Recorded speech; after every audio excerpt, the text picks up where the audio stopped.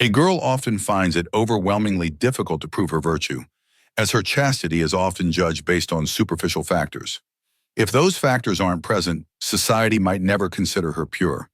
This was the unimaginable position I found myself in, having to provide proof of my innocence, to demonstrate that I was a woman of character who had never engaged in any improper relations. For any girl, this is an excruciating moment, when her future husband demands confirmation of her virginity. Hearing Jamil's words left me utterly speechless. He was my fiancé, and our wedding was just 2 days away. It was the night of my mayun, the traditional pre-wedding celebration.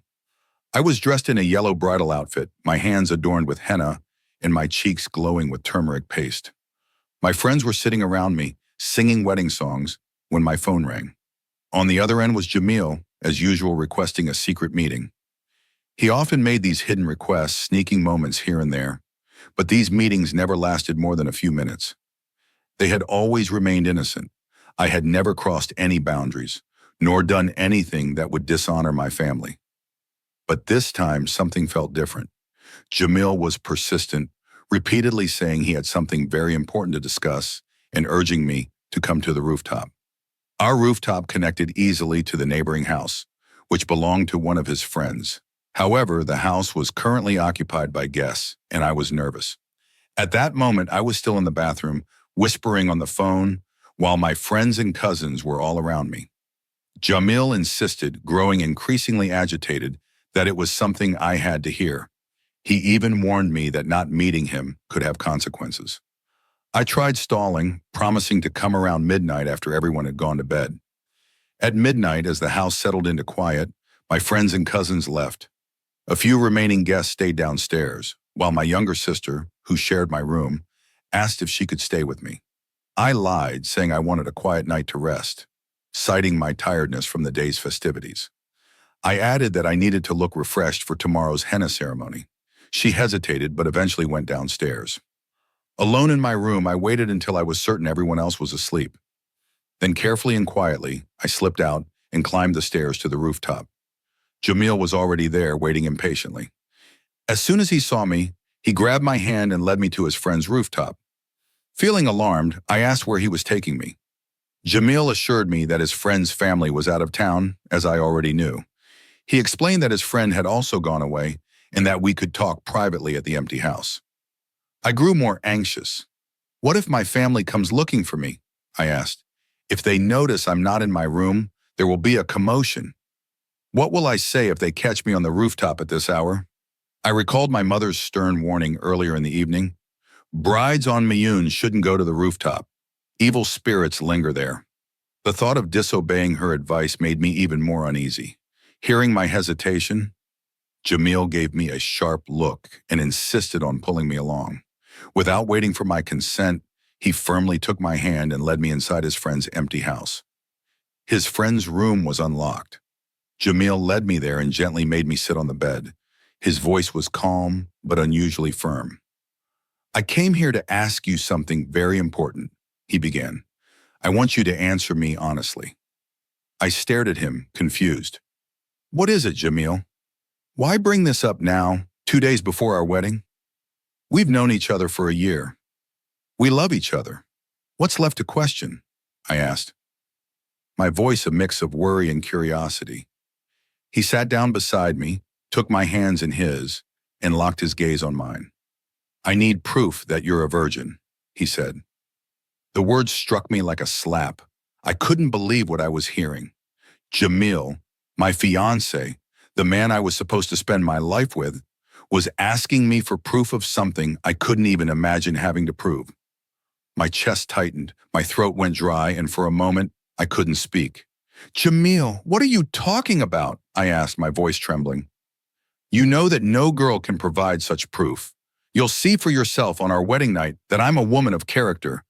But this isn't something I can show you beforehand. Jamil shook his head. I won't go through with the nikah until I have proof. How can I be sure you haven't been with anyone else before me? His words and the coldness in his eyes were like a knife to my heart. This was a man I loved, who I believed loved me. Yet here he was, showing no trust, no faith in my character. I felt my anger boiling, pushing me to my feet.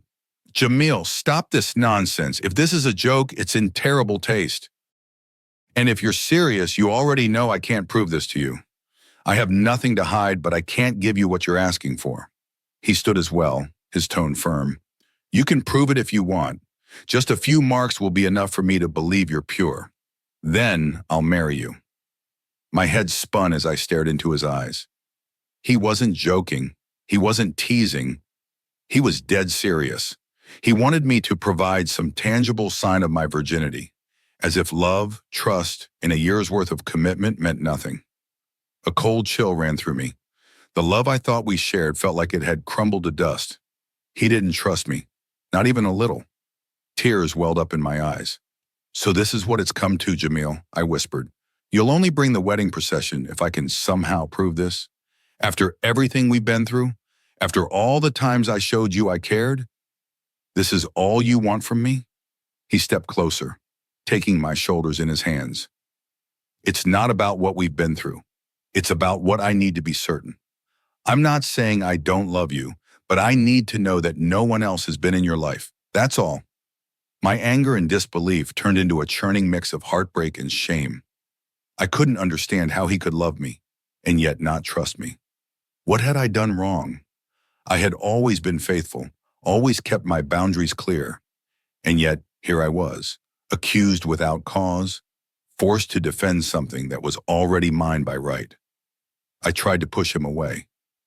If you loved me, you wouldn't ask me to do this, I said, my voice shaking. You wouldn't put me through this humiliation. He didn't let go.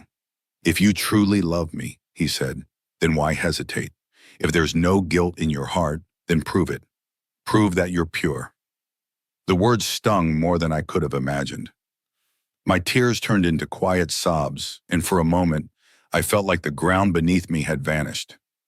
Everything I thought I knew about our relationship, about him, seemed like a lie. His demand was clear.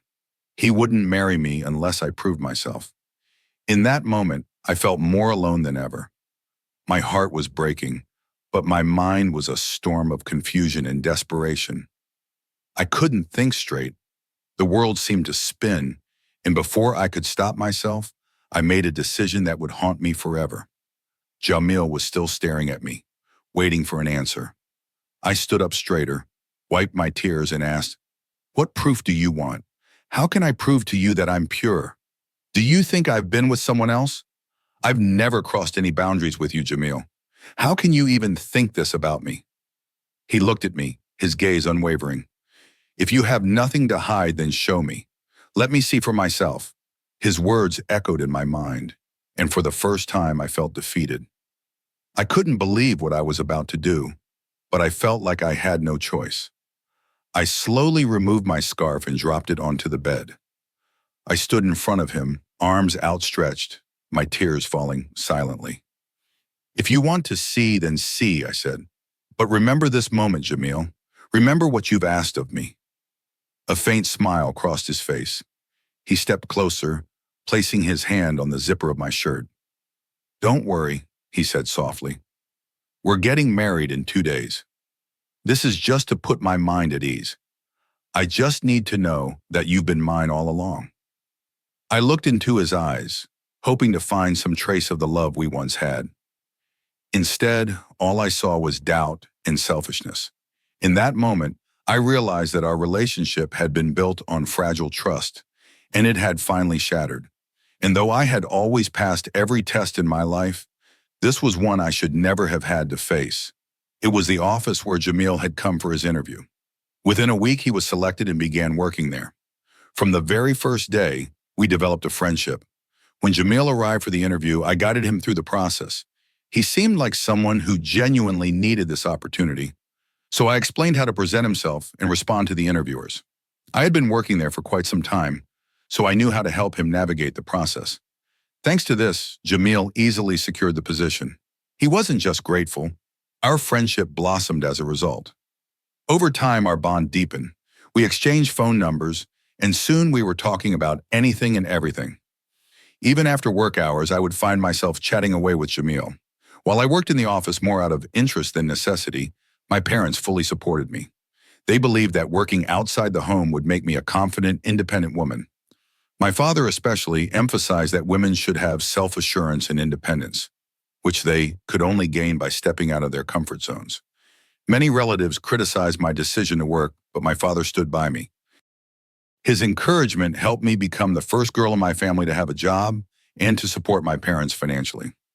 A few months into my job, my parents began discussing marriage. By then, Jamil had become a regular part of my life. While I wouldn't say I was in love with him at that time, our friendship had grown so strong that I started seeing him as my ideal partner.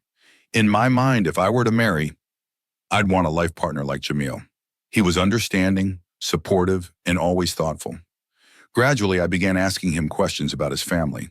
He shared that he lived with his elderly parents and that his older brother and sister-in-law resided in another city. It was a small, close-knit family. Although he had faced financial struggles due to his lack of employment, things improved significantly once he secured the job. One day during a casual conversation, I mentioned that my parents were looking for a match for me. That's when Jamil surprised me by proposing. "I want to marry you," he said. "I love you." His words made my heart skip a beat. I had been developing feelings for him too, and hearing him express his love filled me with joy. Before I could even consider it further, Jamil took the initiative and sent his parents to formally propose. I had already conveyed my willingness to my parents, so the proposal was accepted without hesitation. Everything seemed perfect, as though I was a fortunate girl who didn't have to fight for love. It just naturally found its way into my life. Jamil's parents requested a 1-year waiting period. They wanted to settle his outstanding debts and make some improvements to their home before the wedding. My parents also needed time to prepare for the ceremony, so the wedding was set for the following year, with an engagement celebration taking place immediately. Our engagement was a grand affair. Many colleagues from the office attended, and everyone seemed genuinely happy for us. As the days turned into weeks and months, life continued as before. Jamil and I worked in the same office, saw each other daily, and spent hours talking on the phone. With each passing day, Jamil openly expressed his love and devotion. Over time, I began to trust him completely. I was utterly content and secure in our relationship, and I believed I had everything I needed. Jamil was not just my fiancé, but also my closest friend and confidant. There was a friend of Jamil's living next door, and at times, Jamil would use his friend's rooftop to reach ours. We occasionally met at night, but I always made sure to stay within my limits. I could never do anything that would bring shame to my parents. Everything was going smoothly, until 6 months later, Jamil started pressuring me to quit my job. Quitting the job wasn't something I had an objection to. After all, I intended to stop working after marriage. But the way Jamil brought it up was strange and unsettling. One day, Jamil came into the office and abruptly told me, "Submit your resignation today." The demand was so sudden that I was taken aback. I asked, "Why such a rush?" "I'll resign a couple of months before the wedding. Besides, I need to save some money. I want to help my father with the wedding preparations." Jamil replied, "I told you to resign today.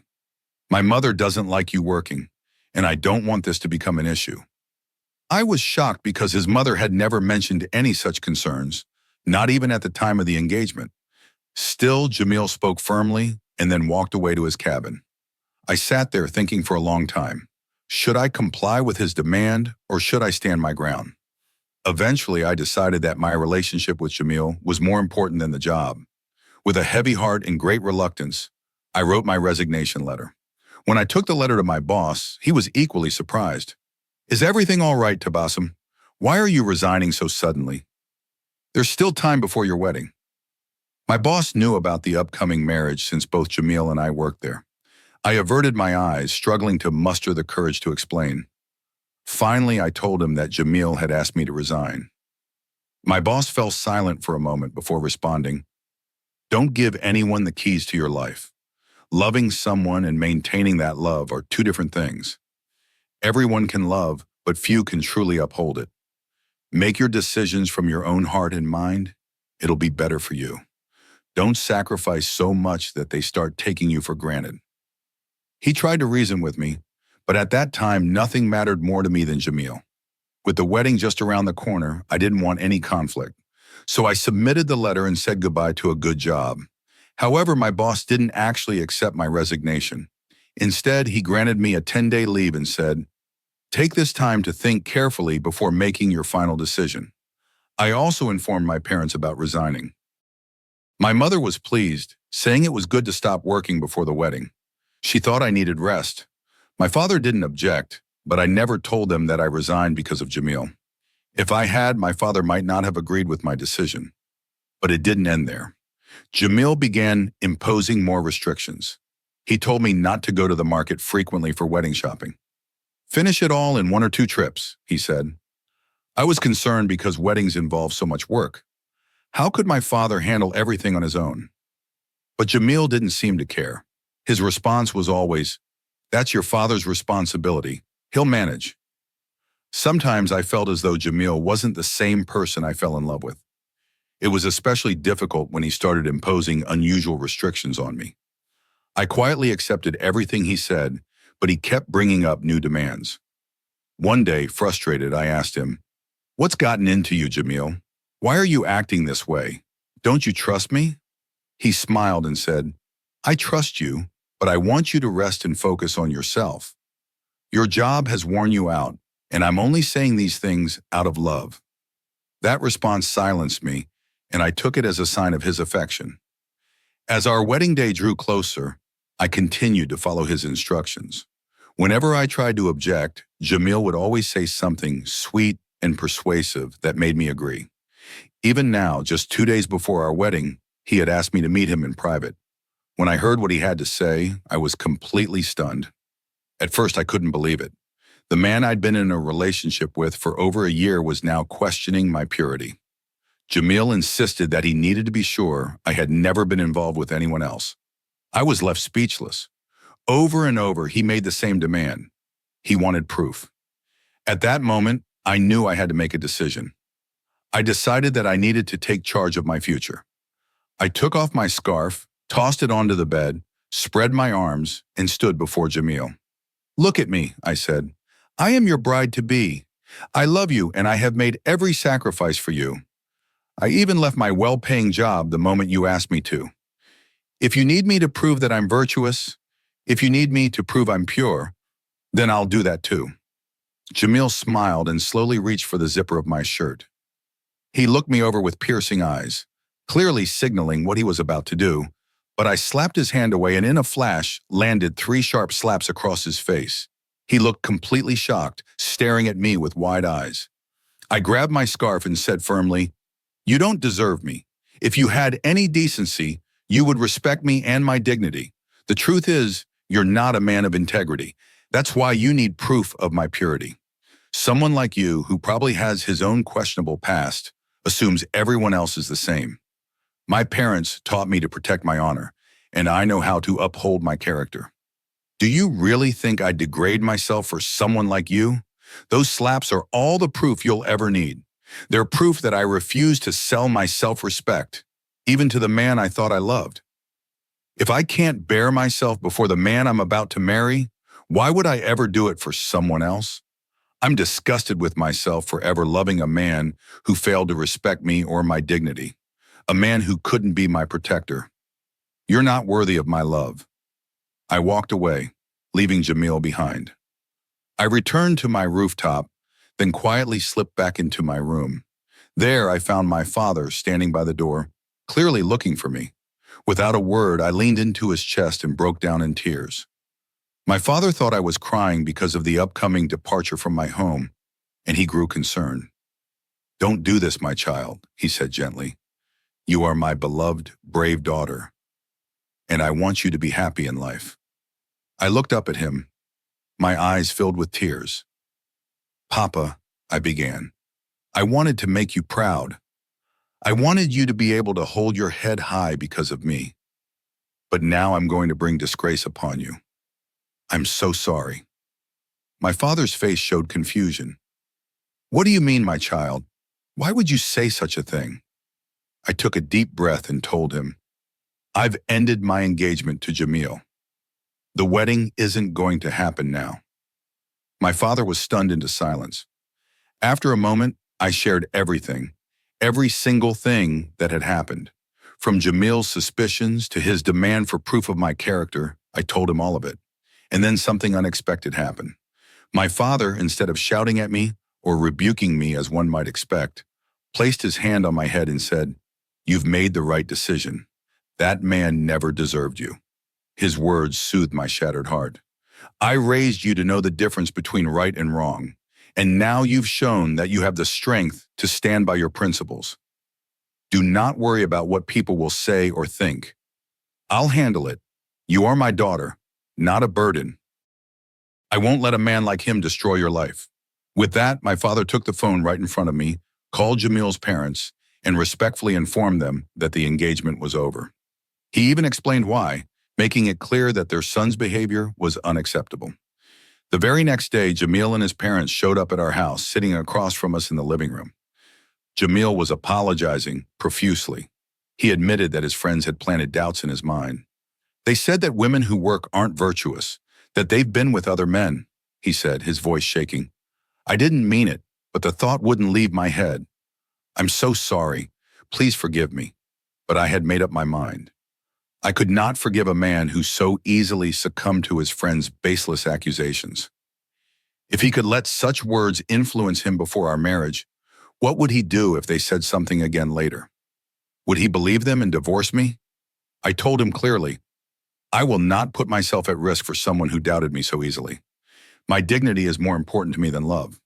2 days before the wedding, our engagement was officially broken. In the eyes of our relatives and community, it was a scandal. People talked, some whispered, some openly questioned. But I didn't care. My parents stood firmly by my side, shielding me from the judgments of the world. Their strength became my strength. Then something remarkable happened. One of my father's friends, upon hearing what had happened, immediately proposed his son's hand in marriage. His son, Fakhar, was a kind, respectful, and noble man. He never once asked me to prove my worth or my virtue. He accepted me for who I was and valued me for my character, not for some arbitrary proof. The same day I was supposed to marry Jamil, I became Fakhar's bride. I left my parents' home as a proud, dignified woman, heading toward a life where my self-respect would never be questioned. Today I am happily married to Fakhar, living a good, peaceful life. Jamil, meanwhile, regrets what he did, but it's too late. He let his doubts and insecurities ruin what could have been. I learned a valuable lesson from all of this. Never compromise your dignity or self-respect for anyone, not even for love. A man who doesn't respect you, who doesn't trust you, will never be worthy of you. To all the girls out there, I say this: love yourself, respect yourself, and never settle for someone who fails to honor your dignity. Love may be important, but your self-worth and your parents' pride are far more valuable. Choose someone who values your honor, someone who never doubts you, someone who respects you unconditionally.